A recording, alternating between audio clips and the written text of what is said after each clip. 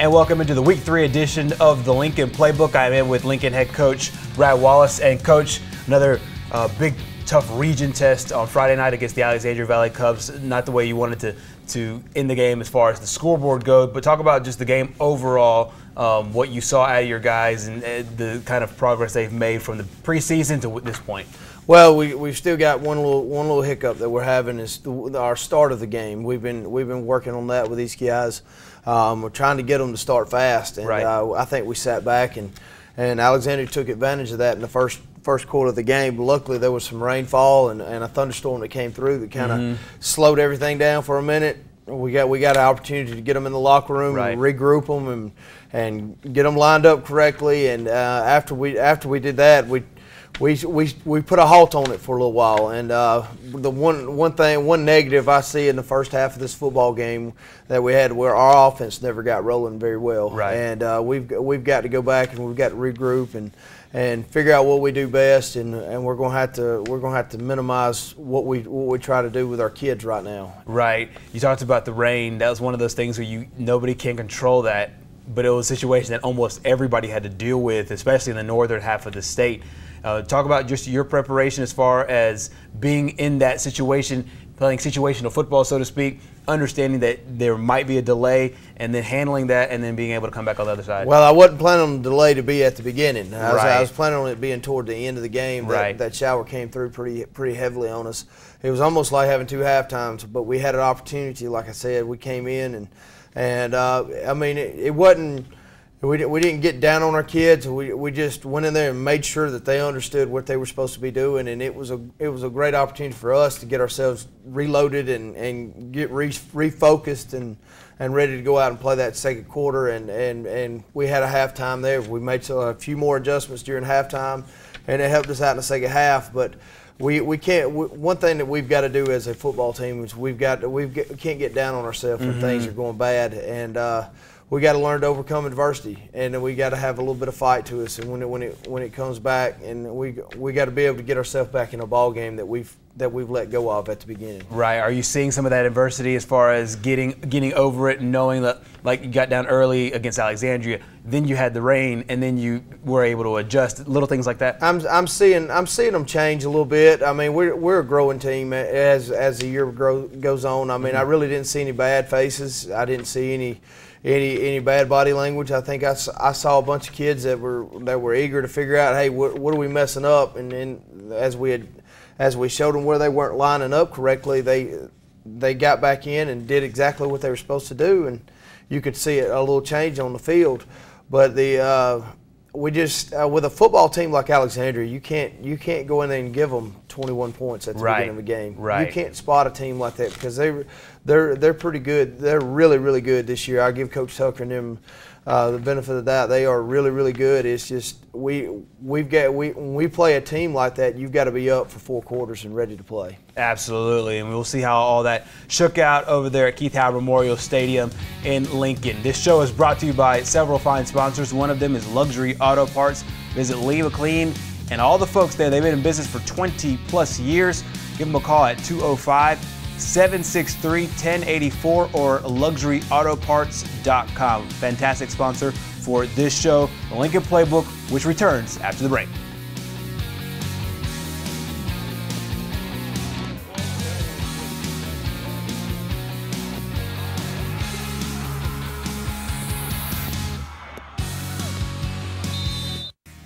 Welcome back to the Lincoln Playbook. As did many schools here in East Alabama and across the state and across the nation, Lincoln Golden Bears honoring those lost their lives on 9/11.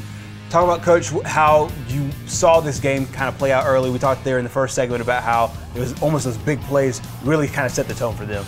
They did, and I mean, when we went in before the ball game even started, really, I told the guys, I said, guys, this is one of those football teams that you're going to have to go out there and you're going to have to start the game fast, or they're going to take advantage of mistakes at the beginning. And you pretty much say that every week, but Alexandria is one of those teams that when you watch them on tape, they don't make many mistakes, and when you make a mistake, they take advantage of it. And so they took advantage of our mistakes in the first half, and the Woodruff kid, I mean, he had a phenomenal game going on right at the beginning of the ball game, and we limit our mistakes there, and maybe he's not as wild as he was at the beginning of the game. Right, and you talked about it earlier about how a little bit was it just a small adjustment in the alignment and you're in position. That's it. We had one guy that was off. He was actually on the other side of the defense, and he was supposed to be on the front side, and he was off. And that's what I keep talking about. We're so close to being a great football team, and it's just one or two minor mistakes. Right. On a missed alignment, a missed strength call, a coverage call that's not called right defensively. And we're a good football team, but we got to limit our mistakes. Absolutely. Signs of life there with a nice play by Patrick Gaddis. That's right. PJ, he's a small receiver for us, but he does a phenomenal job. Does a good job blocking for us. To be a small body, he gets out there and plays big with a big heart. Absolutely. We saw a little shot of you, and that was during the rain delay, and you guys were able to come back and, like you said, have that basically that second halftime. Well, the thing about that rain delay, we went in and we made sure we were lining up correctly. We told the kids, I said, guys, football is about 90% mental. Right. The physical aspect of it's right at the end. If we can't line up, if we can't do what we're told, then we're not going to be able to defend people. We're not going to be able to run our offense. Right. So we've got to get our mental aspect of the football game a little better. Absolutely, and it seemed like there was plays where you were able to get in there and make great runs, whether it was with Zay or with LJ, and then also good defensive plays as well. And then it seemed like that it was like a step forward and then a step back. And once you put those consistent steps forward, you're able to gain some momentum. That's it. And we never got the momentum going back in our direction. We never got it flipped. We had some opportunities at the end of the second quarter. We could have drove down and put it in, but we made bonehead mistakes right before we got in, and it turned the momentum back to them. Right. So that was a huge play right there with that interception. It was. Quinn Carter does a great job at corner with us. I wished he would have kneeled it down right there and got it out of the end zone, but we get it out with our running game a little bit right here, and we do a good job of getting on the ground and start running the ball off the edges. Absolutely. The score was 21-0 at halftime, and then Alexandria goes on to win 34-7. What are some of the things that you saw in the second half of this game? The main thing is I saw a group of guys not quit, and at least they went out and they battled and they finished the ball game like I thought they should have. We've got to minimize mistakes this week in practice, and we may have to go back to going back to our fundamentals, go back to our blocking schemes and make sure that we all know exactly what we're doing again. Because when you're in game 3 of the season and you're still making mistakes, something's wrong. Right. And you've got to get them to open up and start talking to you. And if they got questions, we need to get the answers, or we're going to be in a downhill spiral for the rest of this year. From an adjustment standpoint, also from a schematic standpoint, did Alexandria basically run what you thought they would run? They did offensively. To be honest with you, they look like the teams that when I was watching them on tape all week this past week, they look like the team from back in the 90s. Mm-hmm. They did. They hadn't changed one bit. They bring it hard and downhill, and they make you like it. And if you don't like it, you'll back up and they'll put it in the end zone. Right. But they're a very, very physical football team, and they've come around since last year. I can tell you that. Mm-hmm. Injuries, from an injury perspective, everybody still relatively healthy? We're relatively healthy. We've got one, Wes Jones. He got a little hyperextended elbow, I think, on the first kickoff, and then we had a guy that had a bruised bone in his foot, Therese Ellis, from last week. He actually was able to come back and help us this week toward the end of the week. So. You had this game at home. Talk about just the crowd. I know with the rain and all of that, it kind of throws things off a little bit. Yeah, it goes just about where you're at doing practice on that field again. Right. Because everything gets quiet. But we had a good crowd come back and try to cheer us on, and I think our kids really appreciated that. Our community's kind of trying to stay in there with our kids and being there for us during that game. Absolutely. Coming up next, we will have another big region game with the Anniston Bulldogs coming up here in week 4. You'll see, and we'll talk about that next here on the Lincoln Playbook. Welcome back here to the Lincoln Playbook. I'm Gary Mathangani, joining in with the head coach of the Lincoln Golden Bears, Brad Wallace. And Coach, another big one coming up Friday night against a team that you know really well, against a rival team, the Anniston Bulldogs. First off, this Anniston team, you know them well as far as from a coaching perspective with head coach Eddie Bullock and what they like to do. Talk about the game Friday night. Well, we know right now. I mean, we're both fighting for the first win in the region right now, and we've got this is a must-win this week to be able to have our the way we want to finish out the season, and when we talked with our kids the other day, how we want to finish our season, and so this is a must-win for us. This would be a good healing game if we could come out with a win. And I think it would get our heads up a little bit and get us back afloat, at least for this region anyways. Absolutely. It's almost kind of almost weird to see the way the region stacks up, because you guys are typically the cream of the crop, and now both kind of in the same position where, both fighting for a win, both desperate for a win, but also at the same time competing really well. Talk about just from that perspective, understanding but not overthinking the importance and significance of it. Well, I mean, this week, to me, I mean, it's a rival. Our kids, a lot of our kids know each other. I mean, it's a lot of the schools that we play around in our area, we know each other pretty well, and so we just having that kind of lifts them up a little bit. They want to get out and play a little bit more, and I really and truthfully, after going in the locker room, I mean, you could have heard a pin drop in our locker room at the end of that game Friday night, and I really think our kids are really battling and want to win.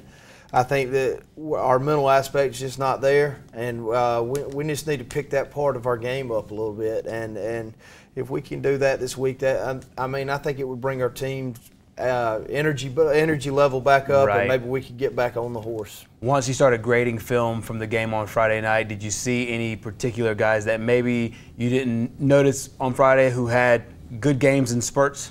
Our tailback, I mean, L.J. Carmichael and Quinn and Zay Caldwell and Montreal Johnson, those three guys, they're doing a phenomenal job running the ball, and that's what our identity is supposed to be. Is we're supposed to be runners. We're not supposed to be trying to throw it all over the field. But when you get your back to the wall and it's 21-0, then you got to do a few things like that. So we're going to try to work some ways of getting them more involved with our game plan this week, and trying to get them more involved with what's going on. Now defensively, we had some guys that we had some issues where we had some guys that didn't play 9th, 10th, 11th, came out their 12th grade year, and the learning curve was way off. And we had some guys that came up. TP Rutledge helped us out with the defensive line this week. He's doing a great job. His grades aren't that well, but what he's given me is a lot of effort and a lot of energy on that defensive line, and that's helping us out tremendously, because we were having to play so many offensive linemen on the other side, and now we've got a kid that can fill one of those slots, and so we're working around. We're trying to dig into our roster and try to use some of these guys that are sitting on our sidelines, and trying to get them to understand, hey, if you'll step it up, or maybe on a scout team, you'll catch my eye, I can get you in a situation. So. Right. And you're also, as you talk about developing guys that are on the field, you're also trying to develop some leadership off the field as well. Oh, definitely. And I mean, I've got a great bunch of kids. I talk to them every day. I said, man, I wouldn't trade any of you for anything. Y'all got great personalities. Y'all come in here and y'all are very respectful. The only thing, I mean, I'm looking for that one guy that are that group of guys that will get together and pull this team through, and when times get hard, they're there to pick us back up. Absolutely, and hopefully that leadership will develop, and this will be a great time for that to happen. Very, very fine sponsors on this show. We talked about one of them earlier. Here's the other one, the Lincoln Booster Club. They meet every Monday, 6:30 p.m. at First State Bank. You want to join the Booster Club, prospective member of the Booster Club, join them Monday, 6:30 p.m. at First State Bank. They support not only this show, not only Coach Wallace and his staff and his players, but all sports at Lincoln High School. We are back with more of the Playbook after the break.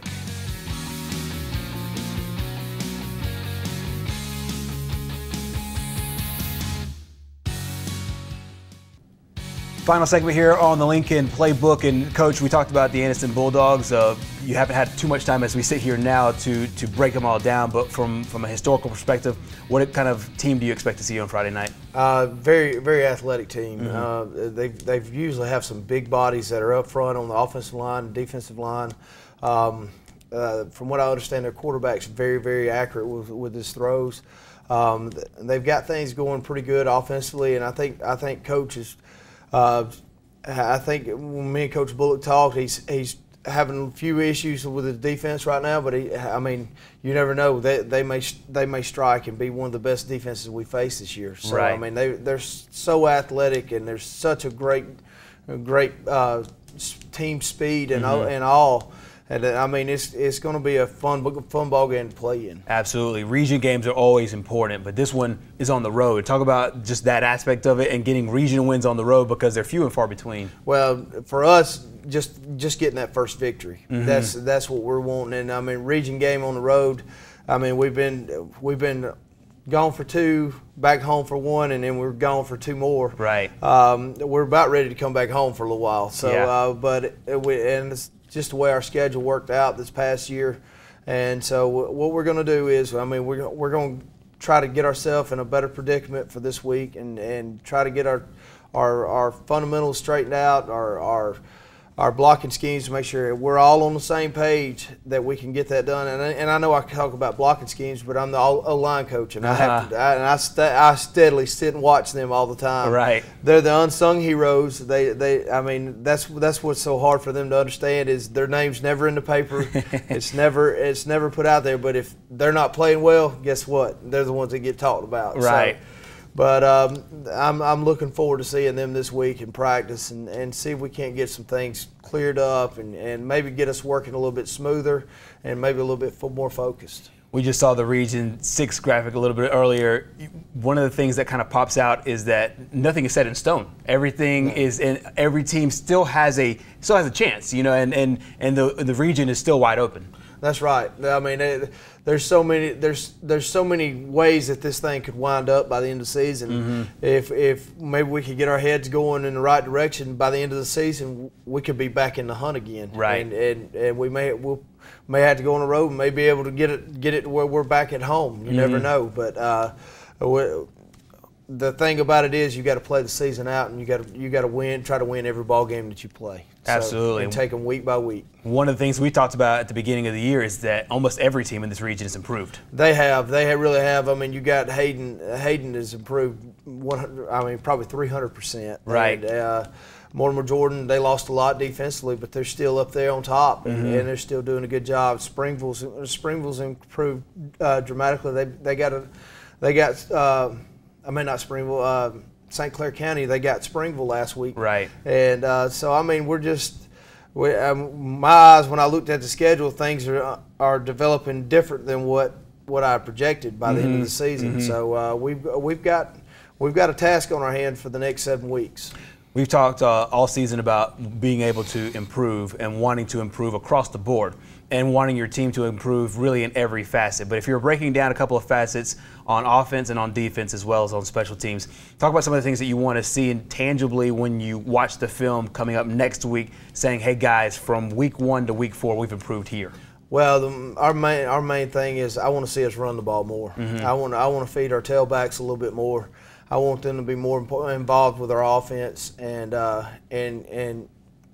get that power run game started, because that really and truthfully, that's what our offense has developed around.